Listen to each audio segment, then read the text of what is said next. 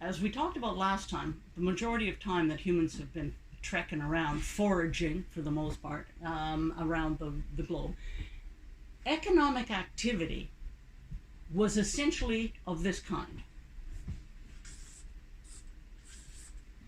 Essentially, we're talking about a commodity being traded for another commodity. That was the overwhelming area of activity outside of production, because production went on, people did produce things, but production is not economic activity unless it's put in the marketplace in some way, and that's at the point of exchange. So when people started exchanging, they were exchanging the things they made or grew or, you know, just killed, for instance, an animal, whatever. So they took it somewhere and traded it one to the other. That's called a commodity. As soon as it's put on the marketplace, it's a commodity. And a commodity has, to be a commodity, a thing has to have two features to be a commodity. The first feature is it must have use value.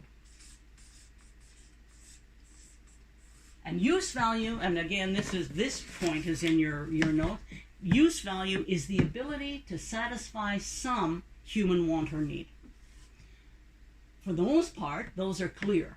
The need for food, the need for clothing, the need for shelter, the need for, you know, other things that make to make your living. But it can also be pretty wide. I mean, when you look in capitalism, the commodities that exist are unending. I mean, it's like, ooh, there are so many of them, and some of them look absolutely like, why would you need that? I mean, why do we need 13 million different kinds of telephones and, you know, all of, I mean, the amount, the proliferation is phenomenal. But it must satisfy it, even if the need or want is made up. I know you won't believe this, but there was a time when people could buy a pet rock. A pet rock. Now, that's just dumb, right? That's just like, no, you couldn't possibly do that, because I can go out on this, you know, in the backyard or something and find a rock and paint two little eyes on it and call it a pet. So why would I have to buy a pet rock? But people did. Don't ask me. I can't explain all human behavior anyway. But in order to be exchanged, there has to be another thing about a commodity, and that is it must have exchange value.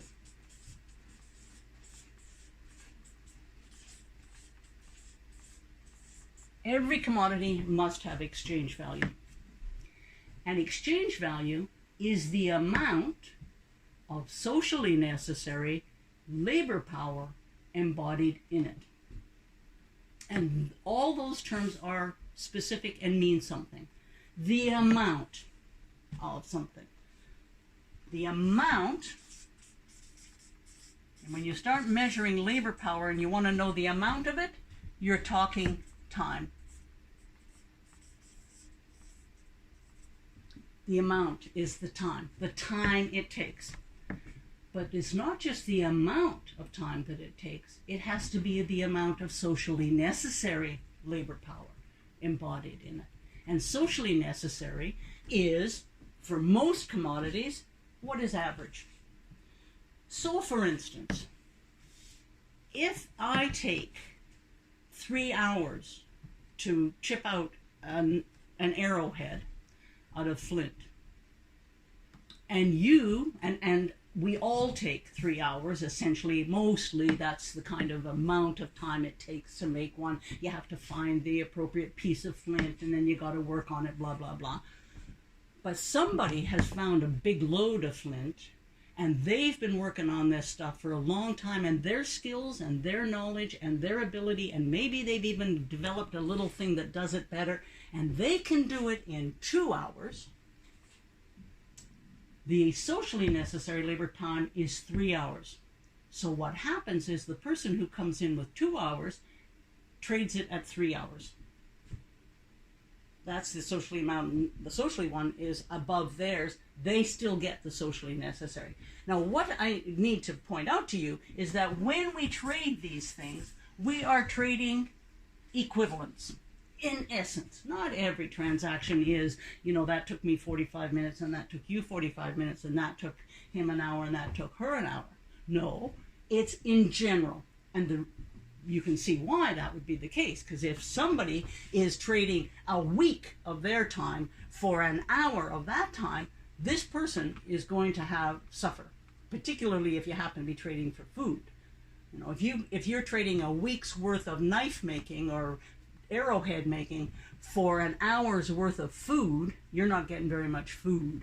You're going to then starve. So you're going to stop making those things, and you're going to go over and start making food. That's probably, you'll tend to go into the area of production that works to keep you, your survival. So we're exchanging equivalent amounts of exchange value. Thing here is, use value is why we trade it, why we exchange it. I've got an arrowhead, and you happen to have found some bird's eggs this week, and you want an arrowhead for your next effort to kill something, and I wouldn't mind some food. So we're going to trade those two things. That's the why of it. The use value of those things is why we trade it. The exchange value is on what basis do we trade it, the how of the trade, okay? So the amount is time. The socially necessary one means it's the sort of the average time.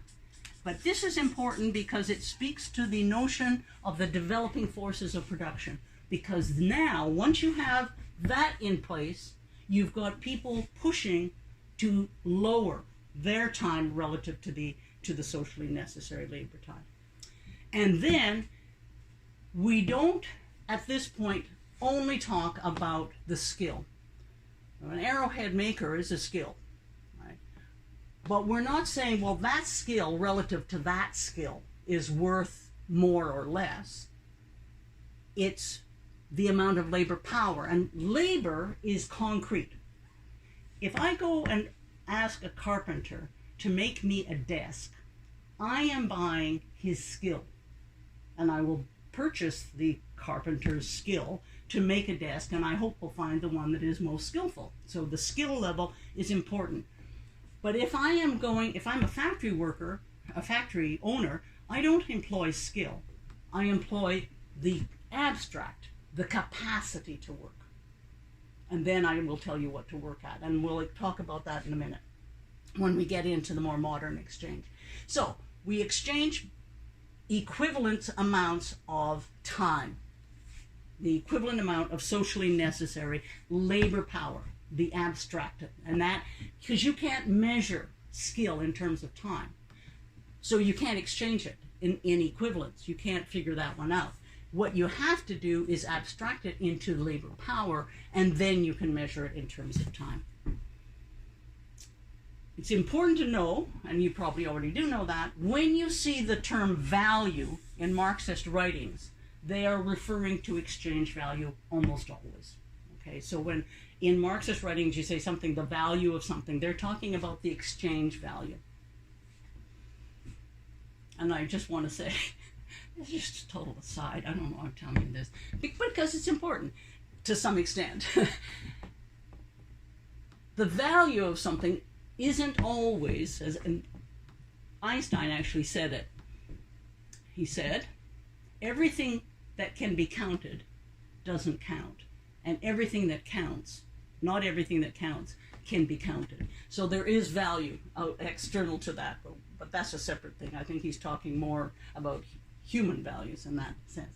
Okay, so exchange value is the amount of socially necessary labor power embodied in it.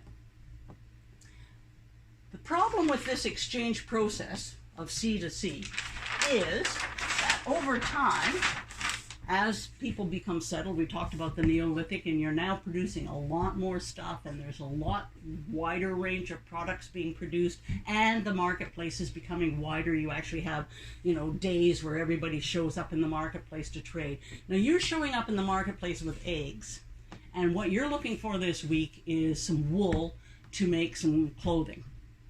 So you take your eggs to the wool person, and the wool person says, I already got eggs. I don't need any more eggs. What I'm looking for today is, I don't know, candles. I need candles to work on my wool, to spend some, be able to work on it at night. So now you got to take your eggs over to the candle guy and hope that he wants them. And if he doesn't, then you got to take it to who he wants in order to come back to get the candle, in order to get the wool that you want. So that exchange isn't very useful. Well, it's difficult, becomes problematic. So we start having to exchange commodity to commodity to commodity. What we want then is a commodity that can be used by everybody in all transactions. So what we want is a universal exchange commodity, a universal exchange commodity, a medium for exchange. And that we call money. That we call money.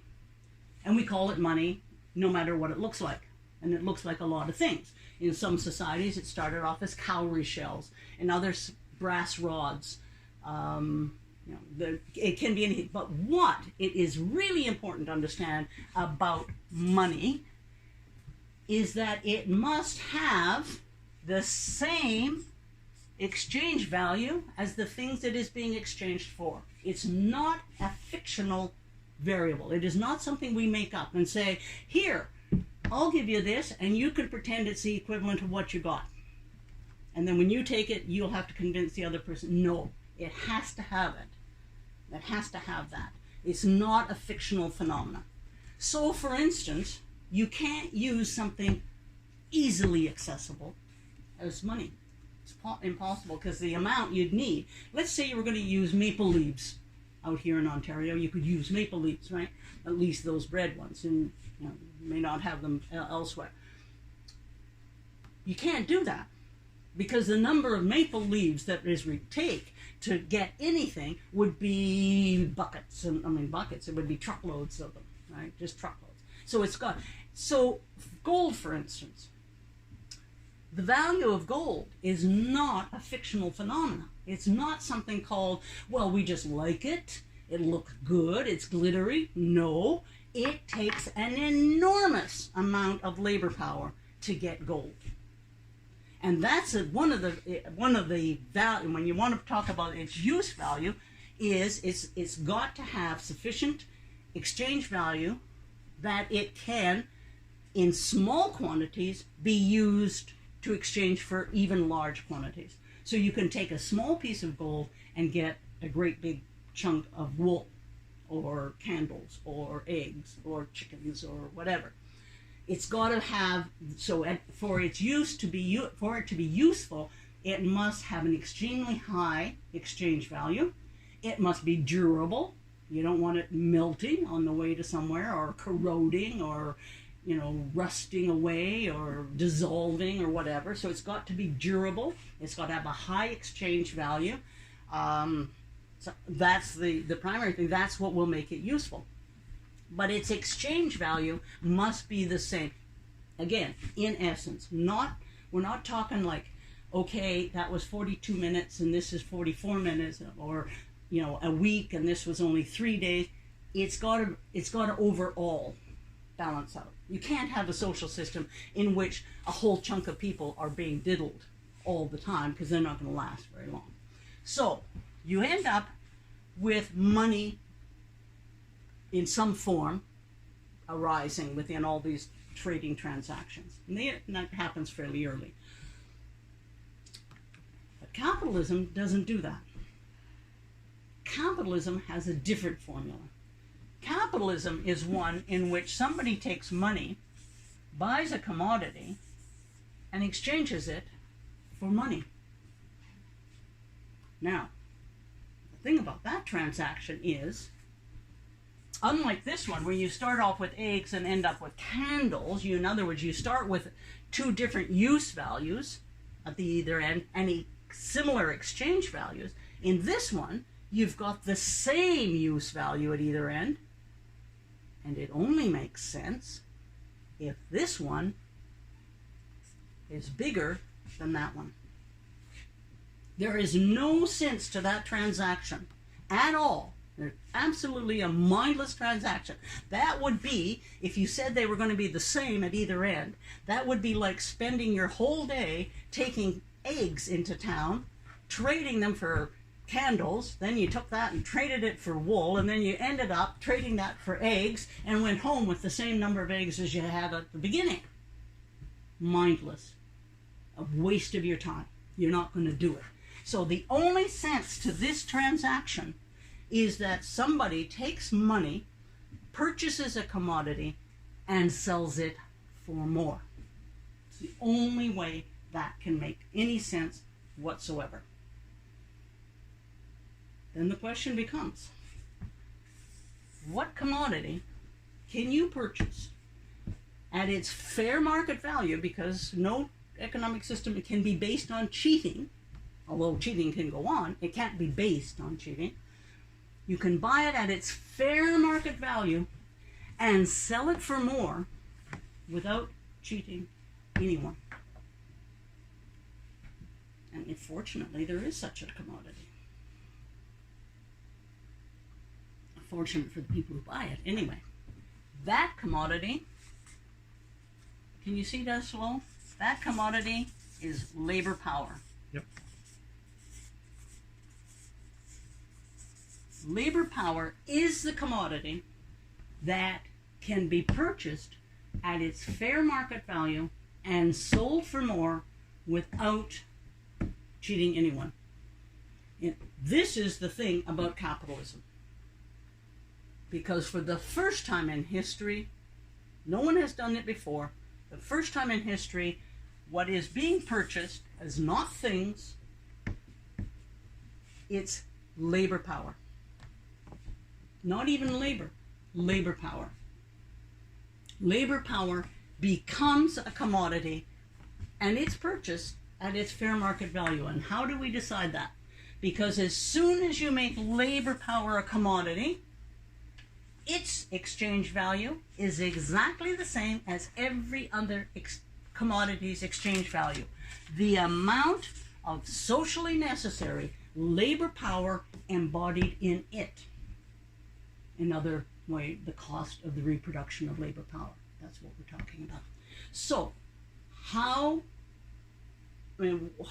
socially necessary. In this particular situation, the concept of socially necessary labor power embodied in labor power becomes really significant, because my grandfather worked on the road, building roads in Saskatchewan. What was socially necessary for him did not include a dental plan. It probably didn't even include a holiday. It certainly didn't include a pension plan. It didn't include, all the things that we now consider socially necessary have become socially necessary. All those things that are part of what we consider the cost of labor power have become socially necessary. But they weren't back in the day. So it's really important to look at what becomes socially necessary. And that, by the way, explains to some extent why does capital go to other parts of the world? Because the cost of the labor power there is actually less. It's not just that they pay them less, the cost of the labor. That's why child labor was so important at the early stages of capitalism. A child is far cheaper. It's only had 5 years of food. Well, my God, that makes it already cheaper. If you have to keep them alive for 20 years before you get any labor out of them, that's a chunk. They've really increased their their exchange value. If you start using people at the age of 11, you really have lowered the cost of labor power. And that's why we're talking about how do that, that's socially necessary. And that is important as well, because it talks to the struggle. That's where it gets determined, in the struggle. When we win any concession, what we're doing is raising the cost, essentially, of labor power.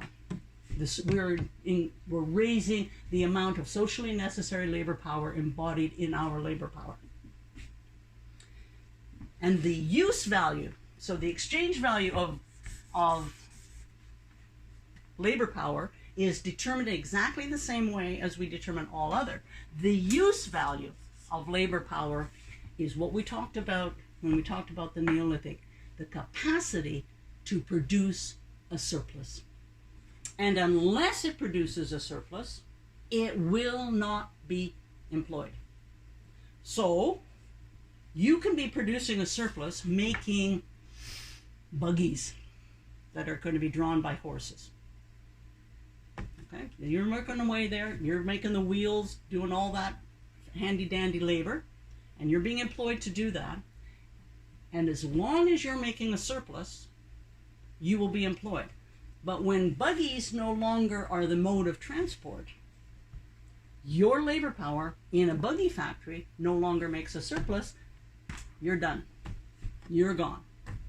Or if something about the nature of the particular factory just is inefficient or badly arranged or whatever, and it doesn't, and there, I mean, it's logical when you think about it. No guy is going to employ your labor power and then sell, because you don't really sell the labor power, you sell the products of the labor power. Nobody's going to do that unless it makes more. As I said, no one's going to engage in a transaction that starts with $100,000 and ends with $100,000 and spent 2 weeks doing the transaction. Doesn't make any sense. So the use value is its capacity to produce a surplus, and its exchange value is the amount of socially necessary labor power embodied in the labor power. Now, when we take a look at slave society, the capacity of the slave to produce a surplus is obvious. The slave works away, you feed him, not so well, you clothe him, not very well, you house him, even worse. We all know this from migrant workers today. You know, the housing isn't that good. So you do all that, and what they produce for that is more than that. If they consumed everything they produced, you wouldn't have a slave. We talked about it last time. Until you can produce a surplus, there is no point in having a slave, unless the slave is just there to kind of wash your kids and your laundry and give personal service. But slavery as a production process has to involve the slave producing a surplus. And we can see it. You can see the extraction of that surplus because the slave produces the sugar, the cotton, whatever it is, and there's more of that than what is paid to them. And we know it because they wouldn't engage in it if it wasn't done. When we look at serfdom and the serfs, it's obvious. They produce 100 turnips, 30 go to the Lord. Huh, clear. Just an absolute apparent and upfront kind of transaction, the actual taking away of some of the serf's product. Very obvious. When you get to capitalism, it gets hidden. The extraction of surplus within capitalism gets hidden. Because most workers would say, I get paid for every hour I work. And some people actually say, I get paid not badly for every hour I work. And sometimes I get paid for an hour a week that I don't work because I took a little extra time there and I went there and I, took an extra long cigarette break and, I came back from lunch a little late one day. And actually workers quite often will find ways of getting out from under the work time. I remember when I was in Sault Ste. Marie being told about one of the guys in the plant who used to sleep on top of one of the kilns. He'd go up on top of the kilns because nobody else would go up there. I mean, he was killing himself, I presume, baking his lungs to a crisp, but no one would ever find him there because no one else was foolish enough to go up there, and he'd just go up there and spend hours, and no one would ever see him, but then he'd come back and he'd been in the plant all day, click out with the rest of them. So we often think that we're being paid for every hour that we work. Where's the exploitation? Where's the exploitation? Where's that surplus coming from? The point is that what happens is you're buying the labor power, you purchase the labor power, and that labor power produces a surplus in the time that it is done, and that surplus is taken. Now what's interesting about this is that they know about it, and we don't. They know all about this stuff, and we don't. So, for instance, I'm giving you stuff away from the past because I taught a long time ago, but it's still relevant. It's exactly the same, and you can probably find all the modern examples, but why bother? Because it's still the same. It's still the same system. This is from the state of New York, and it says, this is New York State, we've got the best business advantage in America. And what is it? Where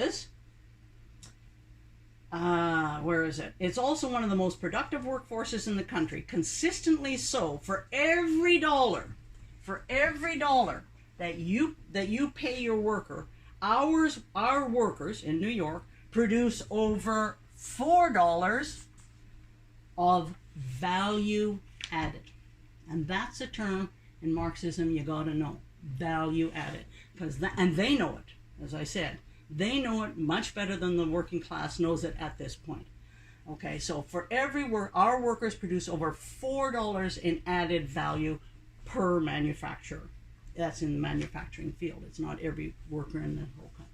The same thing goes Texas. They're all out there competing with each other. Come to Texas. Why? Every Texas worker, for every dollar, taking wages into consideration, every Texas worker gives back $4.07. Same thing as New York. Over $4 in value added for every dollar is paid. So you get two states telling you that they're the place to go because their workers add more value than the workers in potentially in other states. These are stats from Canada, and I just throw them in to let you know that manufacturing value added per worker these are from Stats Canada, Performance Canadian Industry, Manufacturing, blah, blah, blah. Manufacturing value added per worker is another measure of performance. Value added reflects net output, that is, gross output less those purchased inputs that have been embodied in the value of the product. They even use our terms, embodied in the value. Value added avoids double counting, since products purchased from other establishments are deducted as input costs. Thus, manufacturing value added per employee is a measure of net output per worker and is a better indicator of labor productivity. We'll talk about that in a minute. And again, this one is manufacturing value added per production worker for the sector increased, this was manufacturing, from 157.1 thousand in 2004 to 183.9 thousand in 2012. That's the value added. So what we're talking about is when capitalism produces labor power, that labor power adds value. So you get value added. Some of that value is paid to the worker. And the rest is surplus. As we said, they have to be able to produce a surplus or they won't be employed. That surplus is not profit, it is the source of the profit. Because that's from everything else has to be deducted from that surplus, and then there's the profit. So, when we talk about the term exploitation, and this is in your notes, so you don't need to make the note of it. Exploitation is the private appropriation of someone else's surplus. So a serf makes a surplus, it is taken by the lord, he is being exploited. A slave makes a surplus, it is taken by the slave owner, he is being exploited. A worker produces a surplus, it is taken by the capitalist, he is being exploited. And the interesting thing is, it's measurable. It's countable. You can count this one, right? And you can measure it. So, how do we measure it? You put S, the surplus, over V, and in this case, the V refers to variable, and the variable in capitalism essentially is labor power. So V stands for labor power. How much is paid in wages? So V is variable capital, S is surplus. And you multiply that by 100, and you've got a rate of exploitation. So, in New York, or in Texas, because they actually gave you the figure, New York just said over 4, but in Texas they said value added was 407. for every dollar. Surplus then is 307. 307 over 1 means you have an exploitation rate of 307%. Because you multiply that by 100, right, to get your percent. 307 divided by 1 multiplied by 100 is 307% rate of exploitation. And another thing we need to understand is exploitation does not refer to how bad or good the wages are. In fact, what you will often find is the amount of exploitation increases when the labor power is paid more, because it often reflects a higher degree of industrialization of the workforce.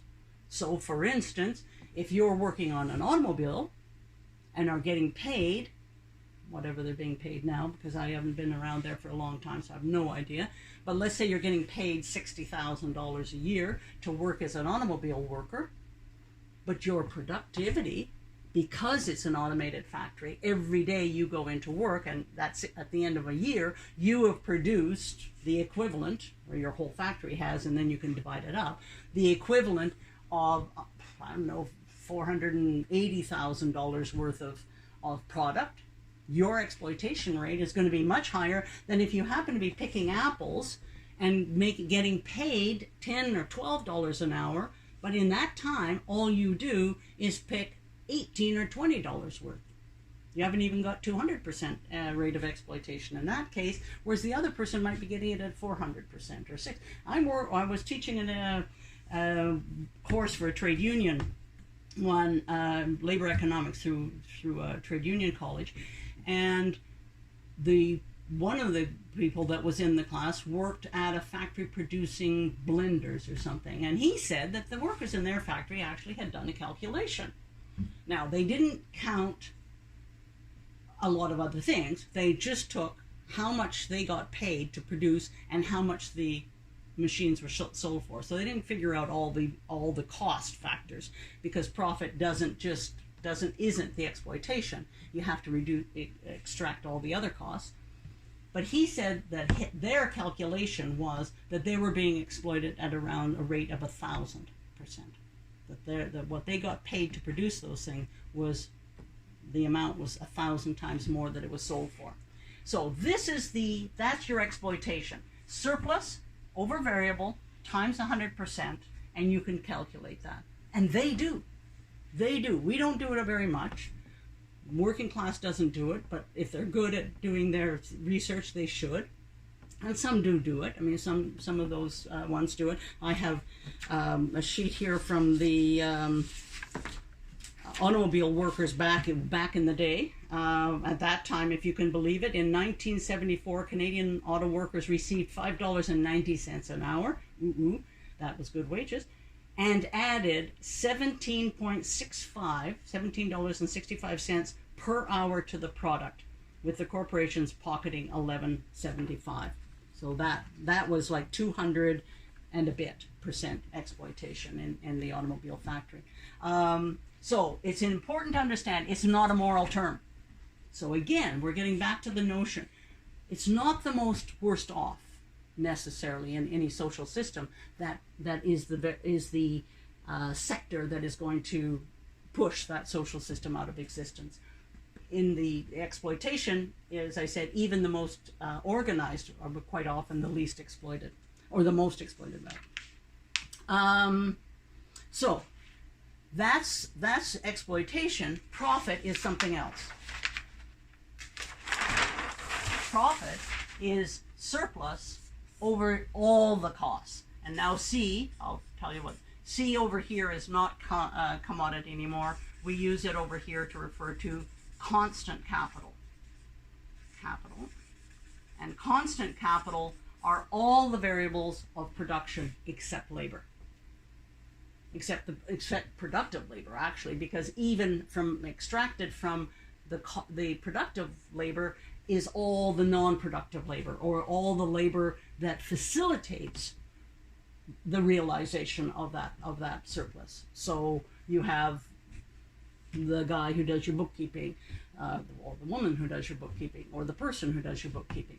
You have the people who are doing the filing and going out and selling it and, advertising it, etc. All of that has to be subtracted from that surplus. So you think about that. These people are producing so much that they can pay not only the cost of the raw materials, the cost of the electricity, the cost of the plant, but the cost of everything else, and these people can still make a profit off of that. So you times that by 100 and you get to your profit rate, right? So surplus over the total cost times 100 is your profit rate. Okay? In capitalism, you start this process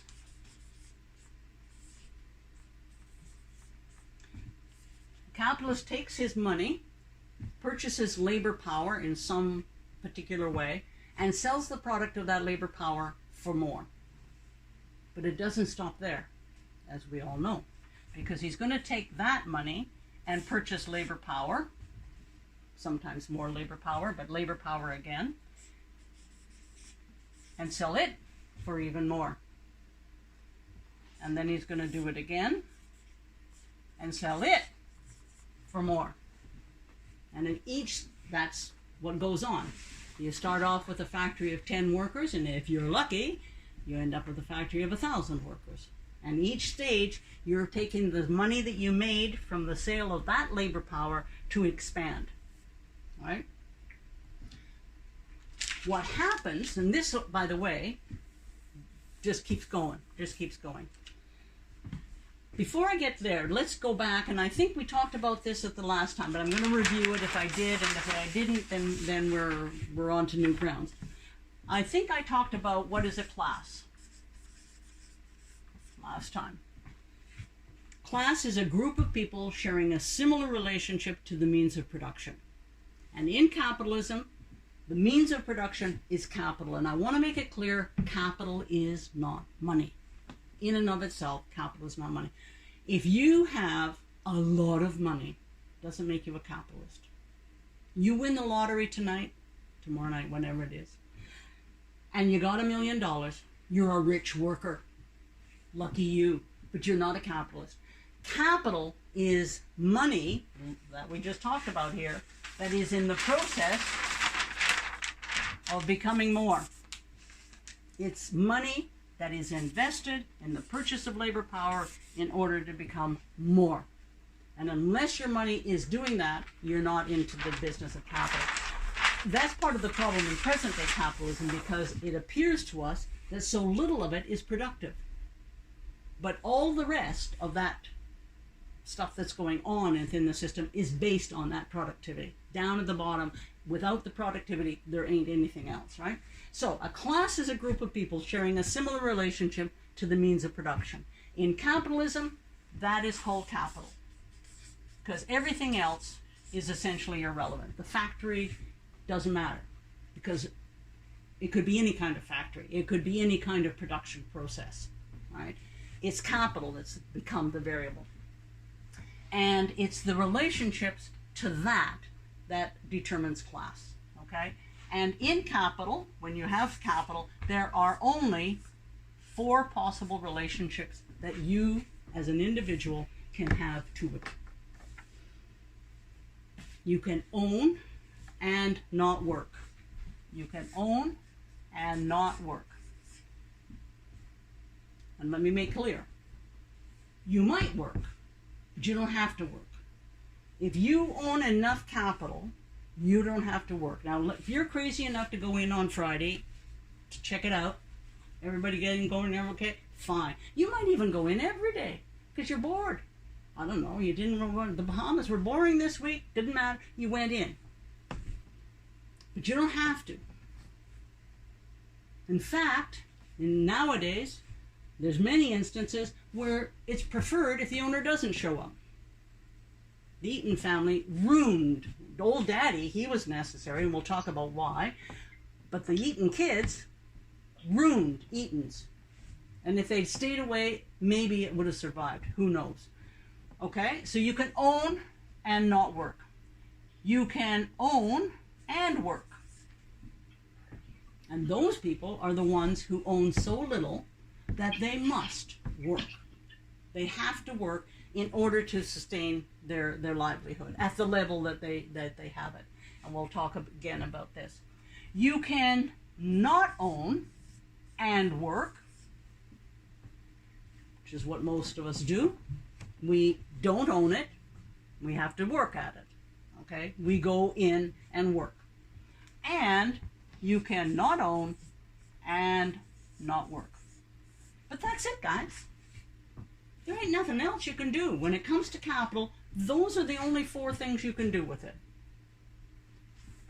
The bourgeoisie, the petty bourgeoisie, the working class, and what is called in Marxist literature the lumpen proletariat. I want to talk a bit about all of these. As I said, when we say that this is the bourgeoisie, they own and they don't work, we're not actually describing whether they work or not. We're talking about which aspect of this relationship determines the standard of living they have. So, for instance, this person's standard of living will go up, neither up nor down necessarily, whether they go into work or not. At that point, their work is a voluntary variable. Doesn't matter one whit. If they own enough. Bill Gates is a billionaire. If he never shows up to work again a day in his life, his standard of living won't alter. One iota. None of it. Okay? He might. Maybe he likes doing it. Doesn't matter. These people, if you take either aspect out, if they don't own, a farmer. He owns and he works. If he doesn't own that farm and only works on it, his standard of living is way different. If he owns the farm and doesn't work on it, his standard of living is different. Unless he owns, 1 million acres and hires labor, in which case he's gone up to that. But if he is in that category of petty bourgeois, what we're saying is that their standard of living is determined by both aspects of their relationship. They both own and they work. And if you take either of those out, if one is injured and they're a petty bourgeois shopkeeper or a petty bourgeois doctor or you're a petty bourgeois lawyer and you are injured, your standard of living is going to go down because your ownership won't sustain you. If you lose your ownership and you end up having to work, your standard of living will go down. A lawyer who is self-employed successfully has a higher standard of living than a lawyer who is employed by the government working as a functionary in the halls of a government office, right? For the working class, their standard of living is determined entirely by their work, overwhelmingly. If you take that out, their standard of living goes down. Now, here's the thing about this, because a lot of workers think, yeah, but you know what? I've got investments. So am I petty bourgeois? Question is, can you live off your investments? If you can, at the same standard of living, essentially, we're talking about, is your work the variable that determines your standard of living? Then, if that's it, that's your relationship. Your ownership, you might have some. And to be honest, within capitalism, when workers own stock, they're not sharing in ownership. They're lending their money to the capitalists. That's really what they're doing. They're not really owning. Because ownership means you make decisions about, well, that factory is not profitable, we're closing it. No worker participates in that decision-making process. They may have, they think, a significant income from their ownership of stock, but it merely ameliorates their standard of living. And these ones, the ones who don't own and don't work, and to make it clear here, a worker who is unemployed is not a member of the lumpen proletariat. A worker who is unemployed is an unemployed worker. The lumpen proletariat is a category of people who have been excluded. And let's be clear about this. They did not choose this as a category. They were excluded. And at a certain point in that exclusion, it becomes generational, and it becomes a factor that actually begins to shape, because all of these positions shape your ideology. They shape your view of the world, how you perceive other people, how you perceive the value of certain things in your world. That's shaped by our relationship to the means of production.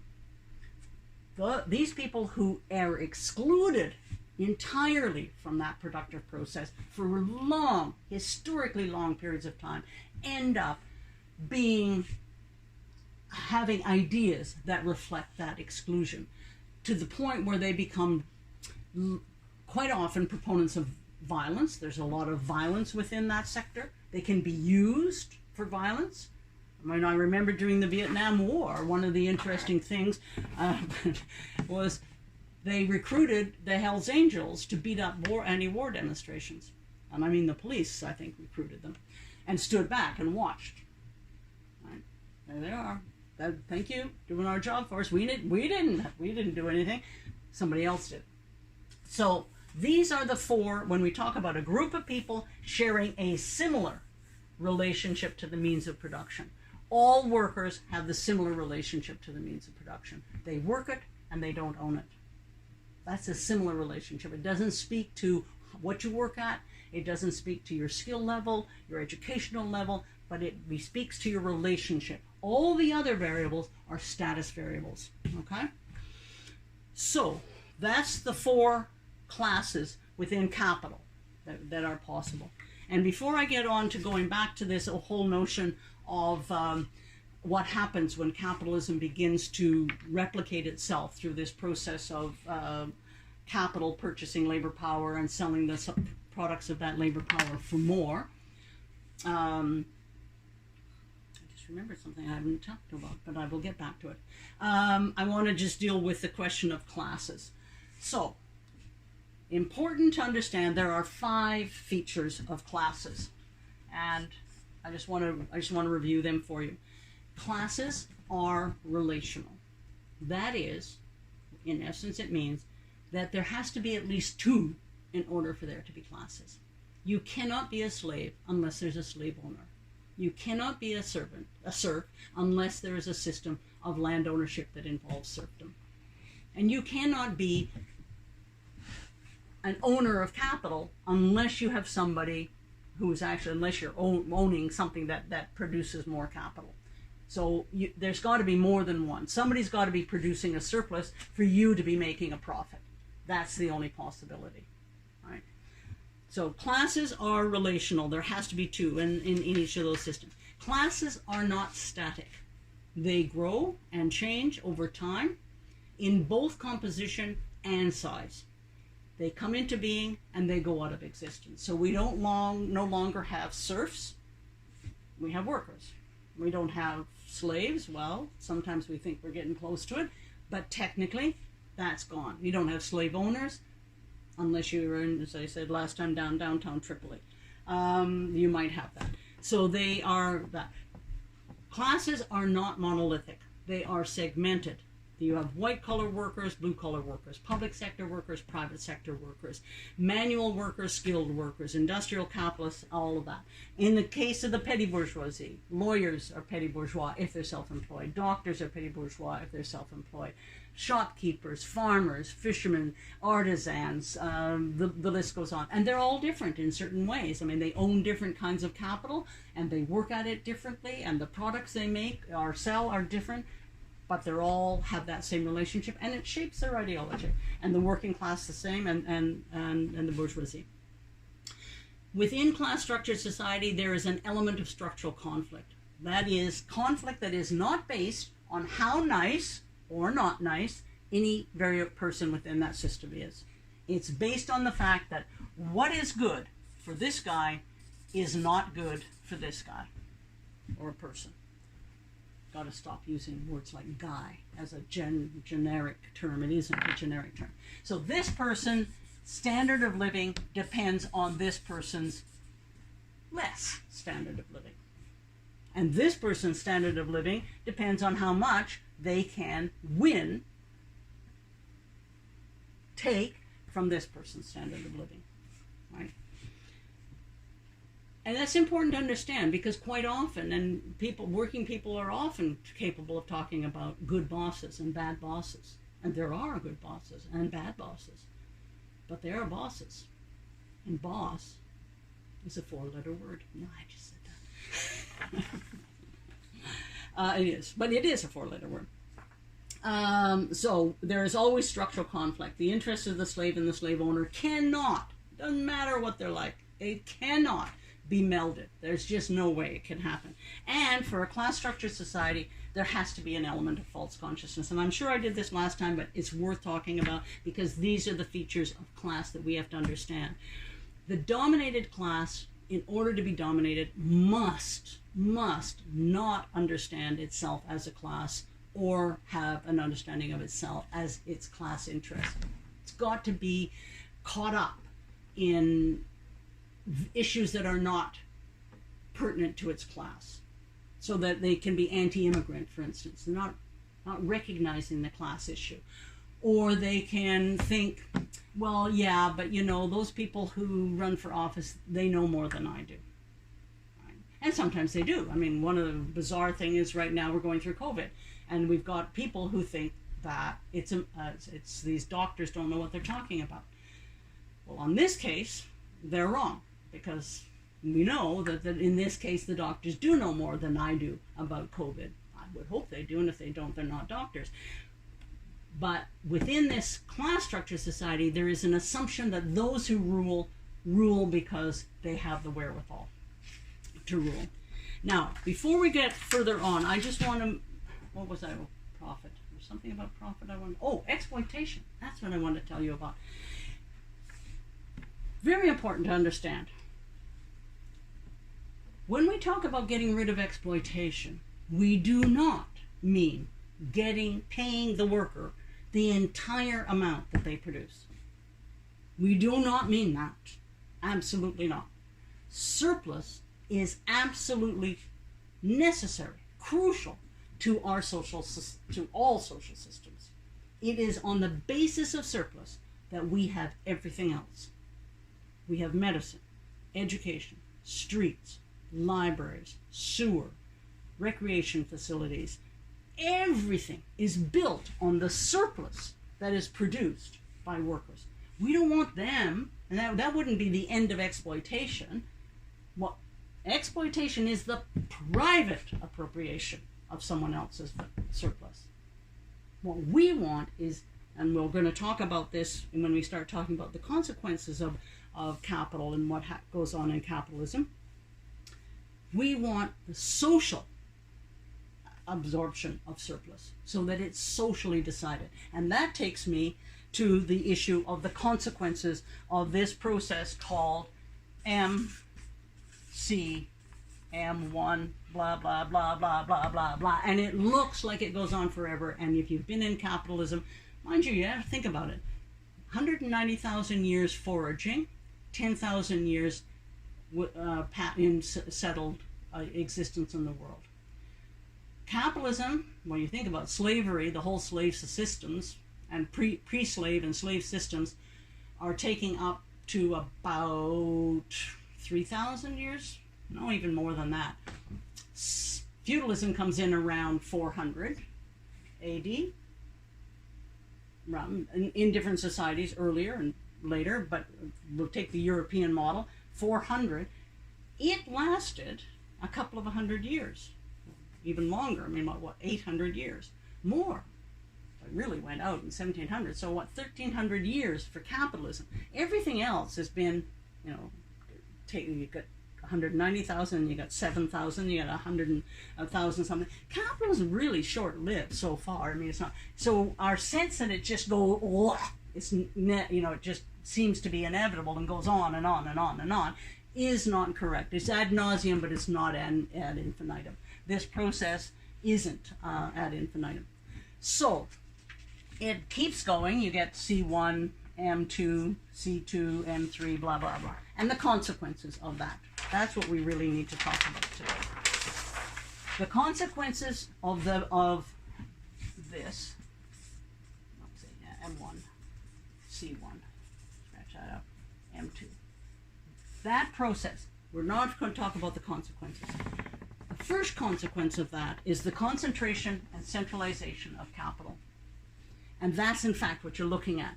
That's concentrating, and what happens is it will also begin to centralize. So what you get within this is you get the destruction, and I've got these in the notes, so don't worry about it, destruction of the petty bourgeoisie. And you see it all the time. I think I gave you the statistics last time about farmers being a chunk of how many were in the social system prior to 1900, and how many are now, what percentage, and now they're like 2% of the population. And at a certain point in Canada, 85% of the Canadian population was engaged in self-employment of one form or another, and only 15. Now it's the other way around. Overwhelmingly, the number of people the petty bourgeoisie has been destroyed. And goes on, by the way. Walk the streets today. You'll see them every day. This company goes out of business, this cafe goes out of business, this juice shop goes out of business, this hairdresser goes out of business. They're always going out of business. And, interestingly enough, about the petty bourgeoisie, somebody else moves in and says they're going to make a success of it. It's the potential, the possibilities of being successful are really difficult, because this process, let's say you have a little coffee shop. Now you all know what's going on with coffee shops, is Starbucks. Starbucks has taken over. That's the destruction of the petty bourgeoisie. You have a little corner grocery store? No, you got Loblaws and Sobeys. That's the destruction of the petty bourgeoisie. That's what capitalism does. And we all kind of bemoan it, but that's what goes on. The process of monopolization.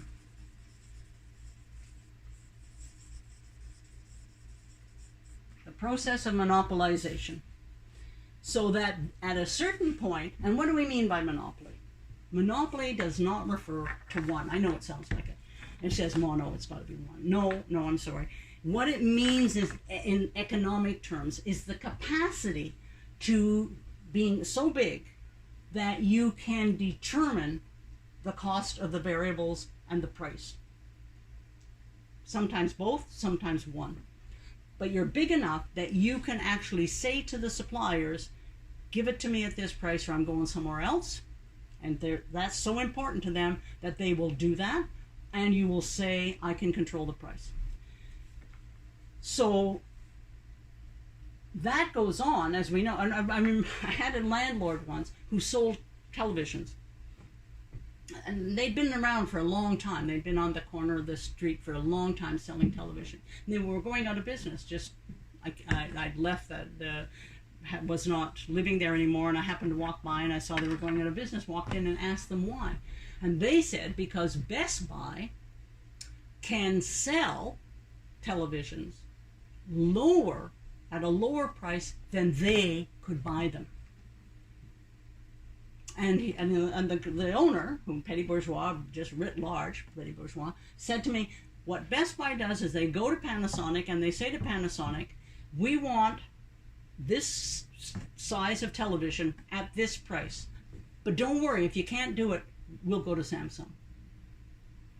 And that's the point. And Panasonic says, sure, we can, if your order is for 5 million televisions, yeah, we could make that work. But if your order is for 30, you're paying more for the television than Best Buy is selling it for. So they said we can't compete. Right, that's the process that's what a monopoly is. They can affect the cost of the variables of production, or the price or the price of the product going out. Now, let me tell you something about that. No, I'll get to that later on. When we talk about something else. Okay, so the next one, these are all essentially restatements of this fact. I mean, that's really all we're talking about. So the destruction, this is all under the concentration and centralization. Sorry, I should have said that. This is all under the concentration. And you'll get it in the notes, so don't worry. Concentration and centralization. Centralizing. Okay? So, in the concentration and centralization of capital, you have the destruction of the petty bourgeoisie, the process of monopolization, and, the flip side, the process of proletarianization.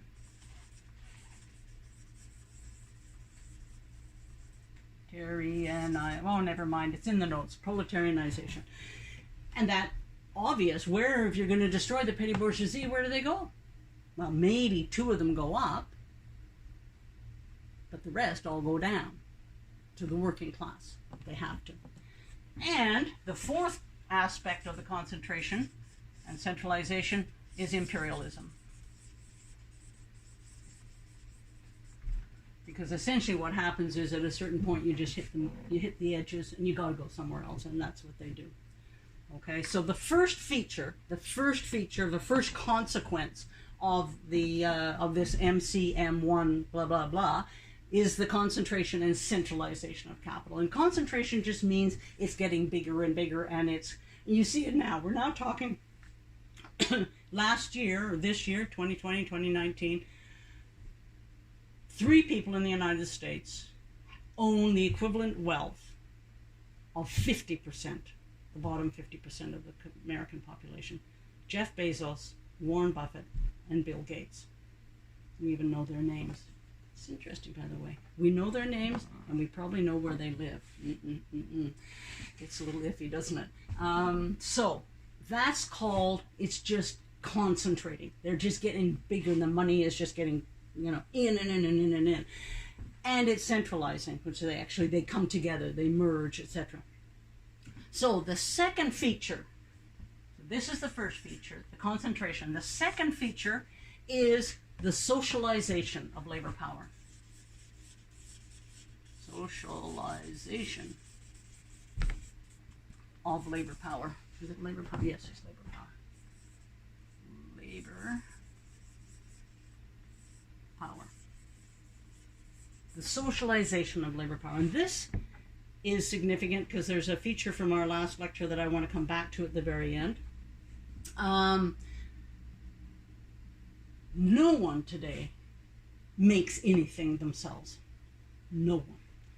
Even the most basic. You knit yourself a sweater. I made this sweater. No, you didn't. You knit the sweater.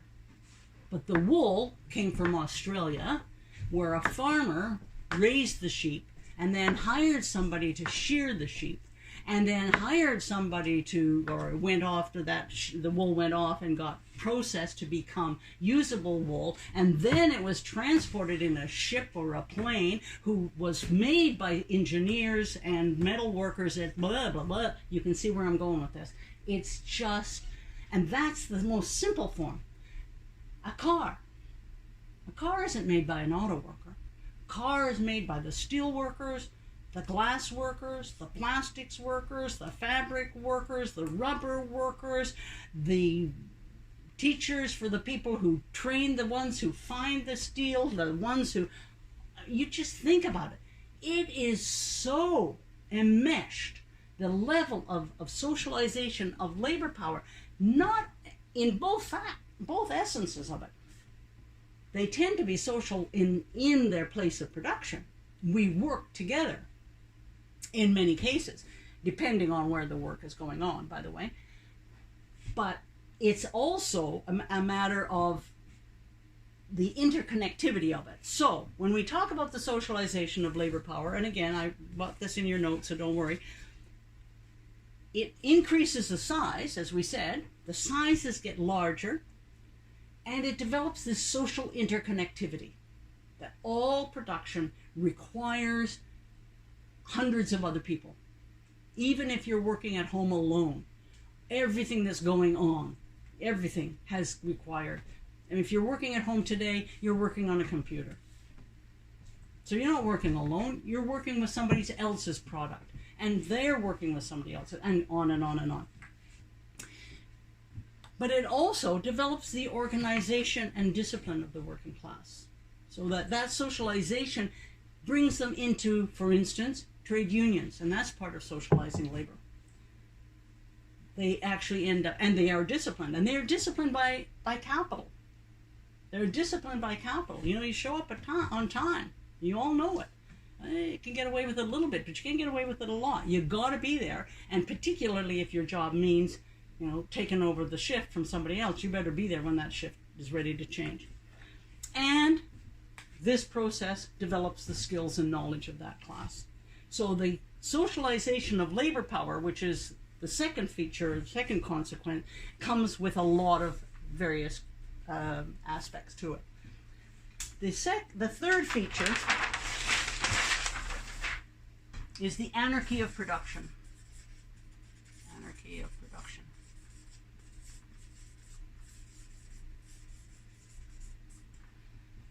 Capitalist production is anarchistic. And they know it. And they always try and control it. There's always efforts made on the part of capital to regulate their own production, because they know they don't want to waste their money on things that aren't needed. So you have one of the aspects of it we're talking about is the crisis of overproduction.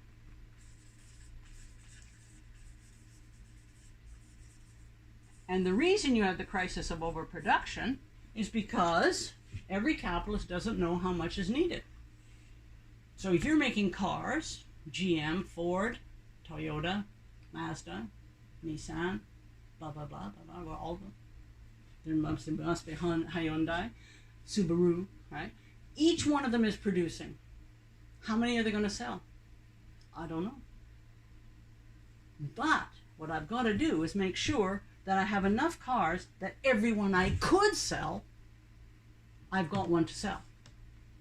I don't want somebody coming into the shop and saying, I'm looking for a Mazda. Oh, sorry, we've run out now. We only made 2,000 last year because the year before we sold 2,000 or 1,900, so we only made 100 extra, and now it's gone up to 2,500 and we only have 2,000. No.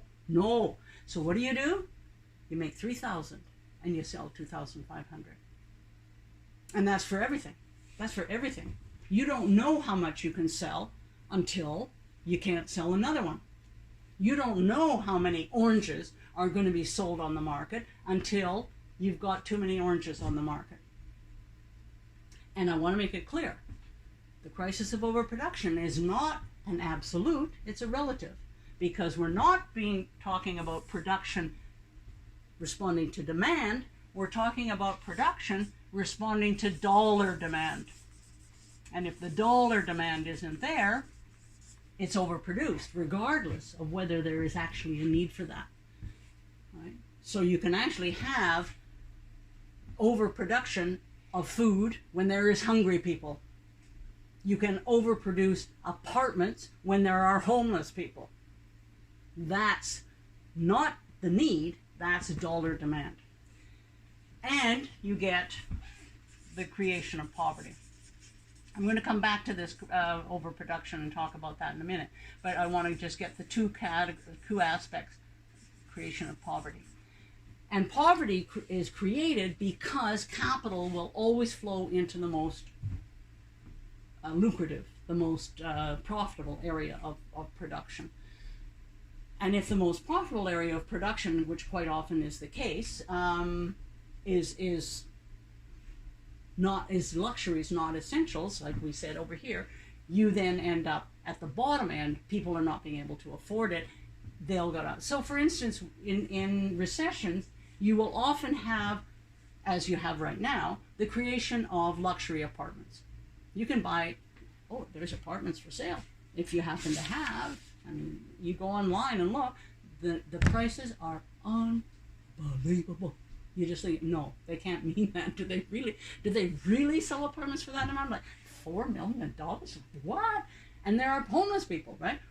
So what you've got is, if they produced apartments at a lower level, they would have people who would take them. But that would mean a non-profitable production. I was told in the city of Toronto, and I don't know whether this is the same elsewhere, probably is close, that if you are a builder, you have to build either 3 stories or 23 stories. and everything else in between is unprofitable. And so you think about that, like that's really what you've done is you've got a formula for producing an ugly city, because you got to be either small or 23 stories, and now you know where they're going. Like, I don't know, they're up there to 22, no, what am I talking about, 69, 73, I mean, ooh, just, you know, crazy, and they look ugly.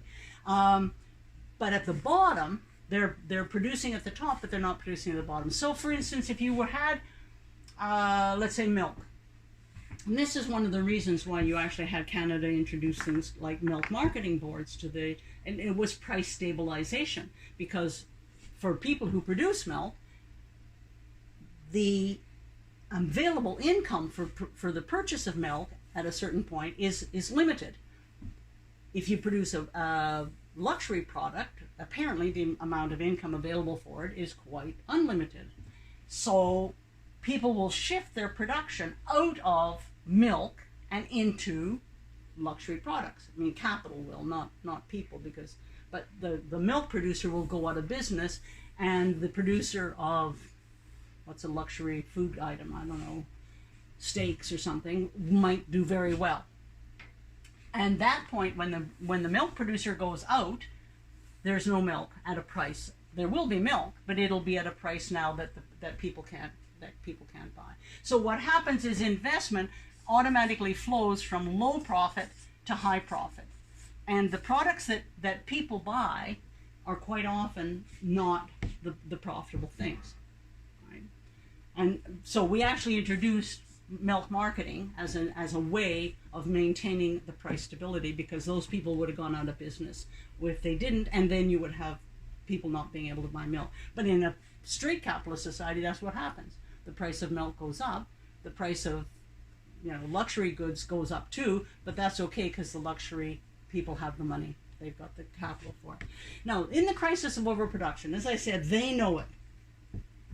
And they try and regulate their own industries all the time. They're always, so much so that there's actual laws to try and stop them. Although why, I'm not sure why we do that, but never mind, we do, because it's called collusion or some kind of conspiracy. There's a word for it in law, to stop companies from conspiring with each other to price fix.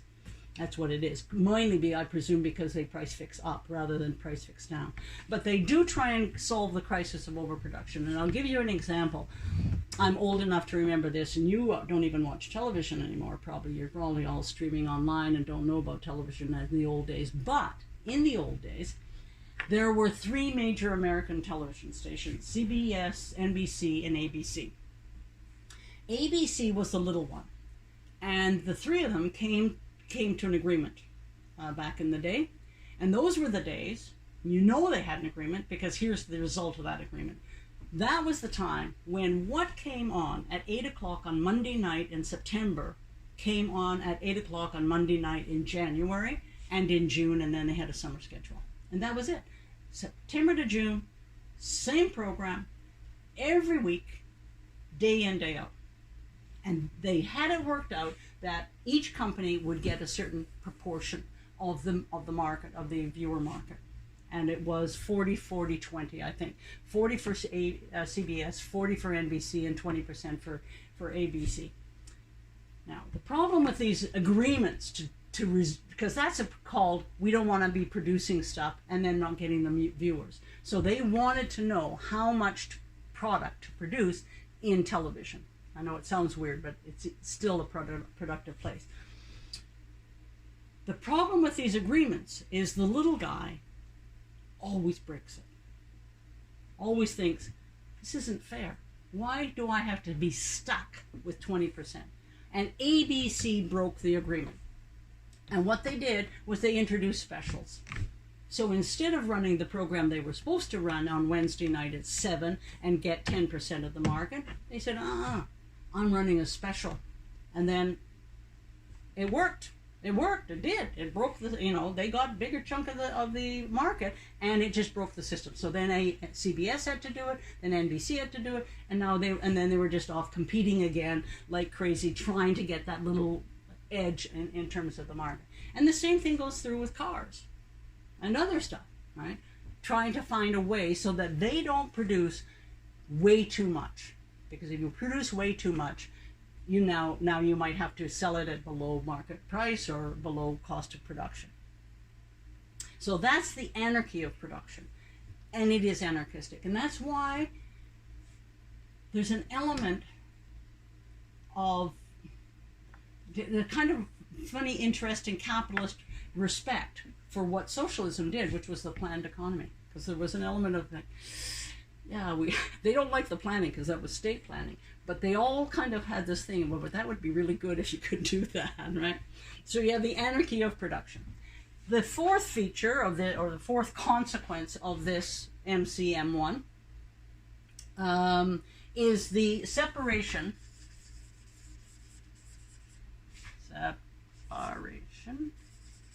Which way is it? Separation of the function of ownership from management. And again, see, this is the thing when I talked about contradictions. They develop naturally within the system. They can't stop it. They couldn't stop it. But it has consequences for them that they can't control and that they wish they could. When capitalism starts, the capitalists played a really important role. They had the idea, I could do this. If somebody took that and, somebody designed a new machine or something, or a tractor or a mowing machine, or, all of the kinds of things they would be doing, the capitalists actually had a role. They may have thought of it. They may have been the inventor of it or the thinker about that idea. They built the factory. They organized production. They made production decisions. They may have supervised production.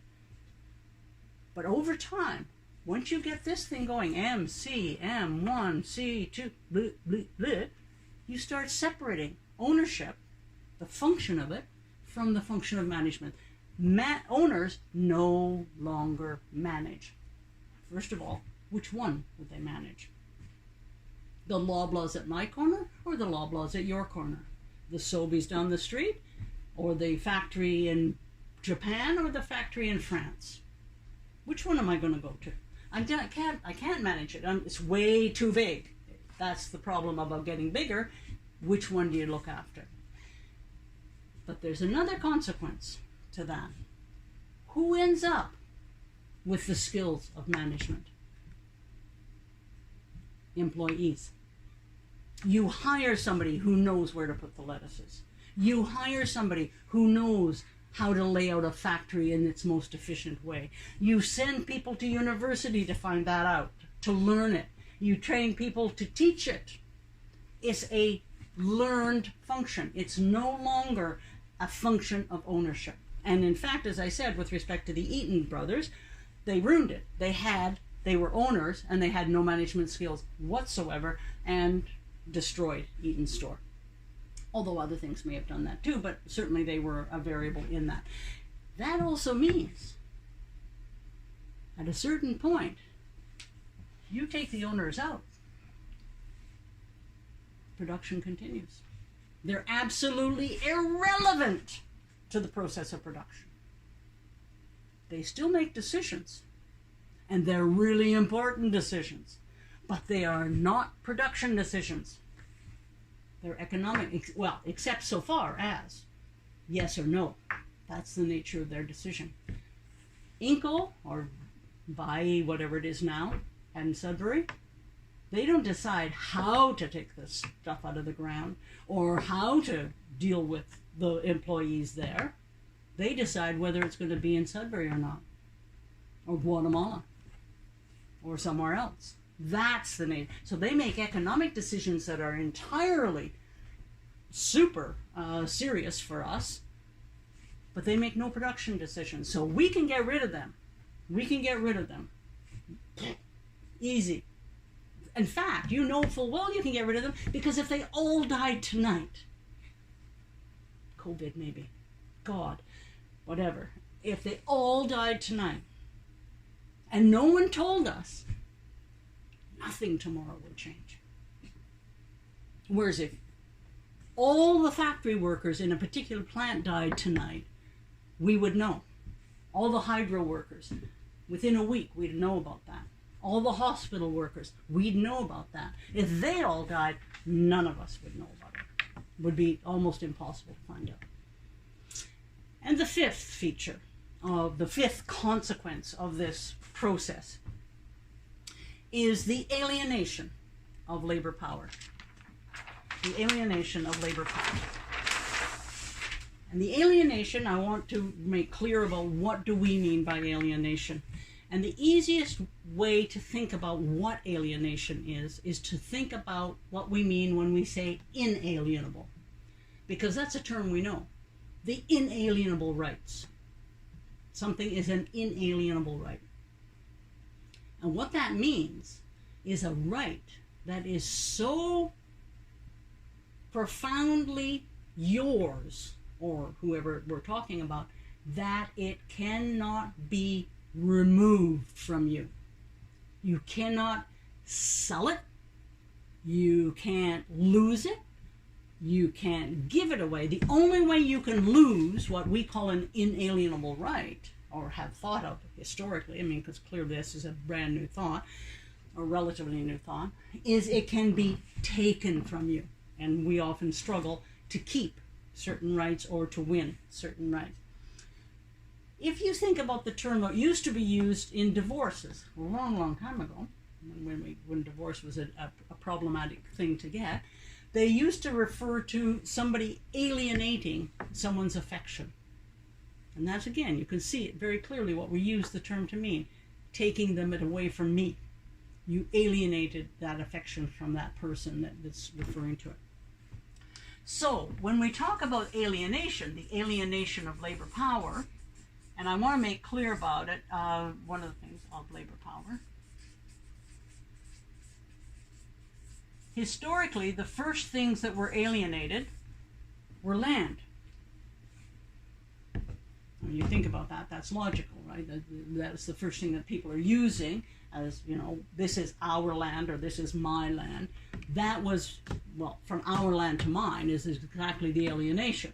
When the land went from ours to mine, that's a form of alienation. You're taking it away from somebody. And it becomes a commodity at a certain point. And that's really what alienation refers to, is a commoditization of something, something that becomes sellable, removable, something that is no longer, and once you sell it, it's gone. You've lost it, right? So, if you alienate a product, if I make knives, for instance, and I sell that knife, I have lost control over that knife. That knife could then be used to stab me. That's how much control I've lost. It can actually be used against me, not often, obviously. Mostly we just lose control, and that's okay. And when it's a product, it's not usually that problematic, because if I make baskets and I sell this basket, okay, that basket's gone. I go make another basket, right? But once you alienate labor power, it's a quite different thing. So alienation of labor power really means nothing more than the commoditization of labor power, as opposed to the commoditization of things, which happened when we started trading them. We commoditized things that we had used as in our lives, and we commoditized them by putting them on the market and trading them. When you commoditize labor power, you are alienating it, in the sense that you are taking something that belonged to you and taking control of it out of the hands of the person. So, the alienation of labor power means you have no control over what is produced. You don't decide, for instance, in the Vietnamese War, the company that made napalm, DuPont, I think it was. Yes, I think it was DuPont was the company. Can't remember now, but it was one of the chemical companies in the States, and I think DuPont was the one. With the same raw materials, could have made fertilizer. The workers who made napalm did not get to decide, well, here's these raw materials, what are we going to make with this? Oh, let's make napalm. No, somebody else decided, let's make napalm, not the workers. I suspect maybe the workers wouldn't have made that choice, right? You have no control over how it is produced. Right? You don't get to decide, are we going to do group production or assembly line production? Are we going to, none of the aspects about how it is produced. Are we going to introduce new technology or not? Those decisions about, before, people who worked on their own, if you're a carpenter, you decide, I'm not making a table. I don't want to make another table. I want to make, I don't know, a cabinet, a chair. I want to make something else, different. And I'm going to decide how to do it. I decide when I do it, at what time of the day, under what conditions, indoors, outdoors. I got all those decisions are yours. You alienate your labor power, that goes. What you produce and how you produce. You have no control over the use of the product. As I said, as soon as you alienate something, you lose control over it. In this case, you lose control over it entirely.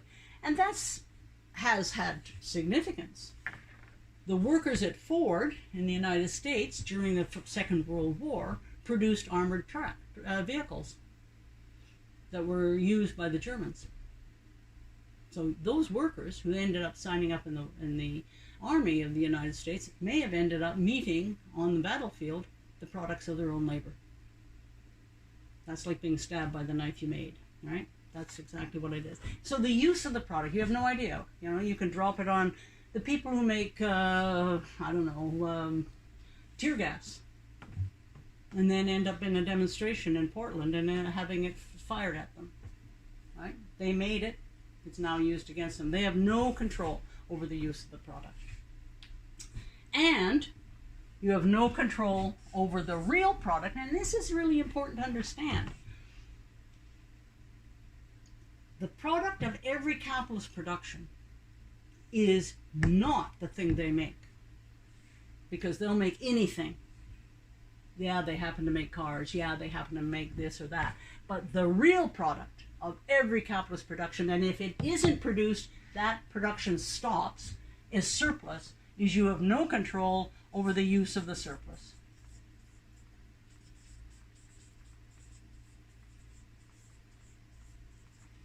No control over the use of the surplus. And that, of course, is exactly where your life gets affected. Because that's where you make the product, you make the surplus, and then they lay you off. Because the use of your surplus was used to buy machines or move the factory to Guatemala, Mexico, somewhere else. We're leaving. And how come we're leaving? Because we have enough surplus to build a factory somewhere else, and we have enough surplus because you made it. You made that surplus, and they use that surplus almost invariably against you. No use over the surplus produced. And just to close off, before we actually open it up to this, because it flows out of this. We talked about it last time, and I started in it at one point, and then I got sidetracked, as I often do, and we left it. And I want to bring it back to it because it talks about how this whole concept of contradictions that we talked about, okay? In early communalism, and what did we have? We had slavery, feudalism, and capitalism. Oh God, I just have one more thing in there. Oh well, I'll put this in, then I'm going to deal with the contradictions of capitalism at the end. But this feeds into that, because there are other contradictions to capitalism other than the specific one, the one that is for all social systems, which is what I'm going to deal with right now. All social systems have a contradiction between the developing forces of production and the stagnant or relatively stable relations of production. And I want to just deal with this because I started it last time and I didn't go all the way with it, which is in early communalism, you have social ownership and social production. So there's a congruence. There's a congruence between the form of ownership and the form of production. Coming out of that social ownership, when you begin to get surplus, and surplus begins to allow for the division of labor, and division of labor meant that the labor ended up being more individual, you end up having social ownership and private production. People are producing. So for instance, I actually just have read a book not long ago, just a week or so ago, that postulates that one of the first divisions of labor, when you got surplus, because what surplus meant was that some people could be released from the food quest and do other things. That one of the tasks or one of the functions that was released from the food quest was the smelting. Because early smelting of bronze smelting was really early, and that in fact it wasn't. It was. I mean, you can see why people would see it as a really almost spooky kind of thing to do, because here were people taking fire, which wasn't all that thing, and using it, and taking stuff and ending up with a metal that was now usable in a different way. It must have been almost borderline magic-y kind of thing in those days. But they were actually they were removed out of the villages because this always took place in early settlement. So you still have social ownership, but you're now getting private production. And what you actually had was a kind of combination of social production and private production simultaneously. And then you had social ownership and essentially mostly private production. And then you end up with private ownership and private production. And again, you get a kind of congruence. And in feudalism, you have private ownership, and you get a combination of private production, and you're now getting some social production back in because the serfs are quite often working collectively on the land. And then under capitalism, you still have private ownership, and you still have some private production, but now your social production is getting bigger and bigger and bigger. And as we said, as one of the consequences of this MCM1 thing is the socialization of labor power and the creation of a larger and larger. So in upper capitalism, and now our stage of capitalism, is you have private ownership and almost entirely social production. So now you've got a discongruence again. Here is a discongruence happening, right, where you have private ownership and social production developing, but here it's entire. It's an entire discongruence between the form of ownership and the form of production. And what's significant here is, for the working class, there is no other answer. You cannot resolve that contradiction. You can't go back to social. You can't go back to private production. You can only go to resolve it to social ownership and social production. It's the only way to resolve that. It's the only class that has that problem. Because for the petty bourgeoisie, they're not in that situation. They can resolve it. For them, there's nothing to be resolved. Only for the working class is it necessary to resolve, in order to resolve that discongruency, is to change the form of ownership. Okay, I'm sorry I got sidetracked again, as I am wont to do, as I said. Contradictions of capitalism.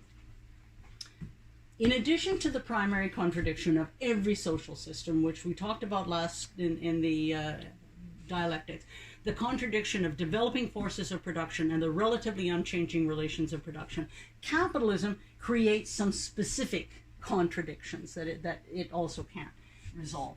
So you have the contradiction between labor and capital. What is good for labor is not good for capital. What is good for capital is not good for labor. That's a contradiction. There's no way around that one, right? As I just did, the contradiction between social production and private ownership. Okay, so that's a contradiction, that one there. That's not dealing with just the developing forces of production, although it's a response to it, it's a consequence of it. But it is not in and of itself that. It's just a kind of discongruency that can only be resolved one way. You have the contradiction between production and consumption. Because the condition that gives rise to the greatest amount of profit in production also gives rise to a reduction of the capacity to realize that profit through consumption. Right? That's a disconnect between the conditions required for capitalist profitability in production are the very conditions that give rise to the inability of some people not to be able to consume, and over time, quite often, large numbers of people. And we've already talked about this one as well. You have the contradiction between crisis and planning. So you have right now an economic crisis. They would love to be able to get around that. They could get around it. They did try to do it a little bit with Keynes. That was an example of them trying to resolve it. Didn't, but they were always trying to resolve it. But they can't, because you can't tell private capital what to do and how to do it. And they're always resisting all the attempts to impinge on them any forms of regulations, or in fact any requirement to fund any social programs, etc. And the fifth contradiction is the contradiction between monopoly and everyone else. So it's one thing to have a system based on capital. It's another thing to have three people owning everything. So even the petty bourgeoisie end up having problems with capital, or with the big guys. They will complain about the cost of their variables. They get squeezed by that. So monopoly's capacity to say, well, you have to pay that or you just don't get it, and they know that it shouldn't be that high, they have to pay it. Right? I mean, this is one of the interesting things, and we're not getting into it, but just as a side thing about the petty bourgeoisie, and you know, there's an ideology that is an appropriate ideology for each class. I mean, that flows logically from where they sit in the process of production. And capitalism is liberalism, for the ideology for the capitalist class. In the petty bourgeoisie class, it tends to be populism. But not populism in what we're referring to and seeing the weird stuff, but just the notion of anti-big. Populism is essentially anti-big. They're anti-big. But what's interesting about the petty bourgeoisie is they are anti-big depending on who the big is. The big they get angry at depends on where they sit with respect to the big. So, in the prairies, it's an interesting historical situation. The populism of the farmers of Saskatchewan tended to be left-wing because the big was the big companies. The railway companies and the grain companies were who screwed the farmers over, and they hated capital. And they were quite prepared to be quite sympathetic and supportive of workers because they didn't actually interact with workers. They all worked by themselves, and the workers were, in fact, their customers. In Alberta, where it was ranching and much larger scale and much more rugged individualism kind of stuff. You didn't have the cooperatives of farmers. You did have them in Alberta, and there was a whole lot of that. But the source of that right-wing populism of Alberta that we often saw in social credit and some of the more recent expressions of it comes from the fact that what they saw as a problem were workers, because ranchers employ labor to some extent, and they more than farmers ever did anyway, and the concept of well-paid workers was a real problem. So petty bourgeoisie go either way. If they see the capital as a problem, then they go with the working class. If they see big labor as the problem, or big government, which is another big that they tend to rage on about, then they go right-wing. But monopoly, when you get into this stage, why we talk about these demonstrations about the top 1%. Of course, it's not even 1%. I mean, it's not 99 and 1. It's like 99.9 and 0.1%. That monopoly sector tends to end up with capital alienating, or not alienating, I shouldn't use that word because I've already told you what a more accurate use of that word is, but putting off and antagonizing, creating an enemy out of everybody. Everybody knows that that's not right, right? And I think that's it. That flows back up into this as well. This social production and private ownership. That one we talked about, the contradiction between labor and capital.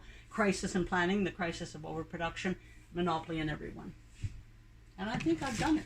Thank you very much for paying attention to me. I hope you have. I don't even know. You see, if you were in the room with me, I could see whether you were listening or actually just dozing off. But I hope you did, and I hope you enjoyed it. Thank you very much.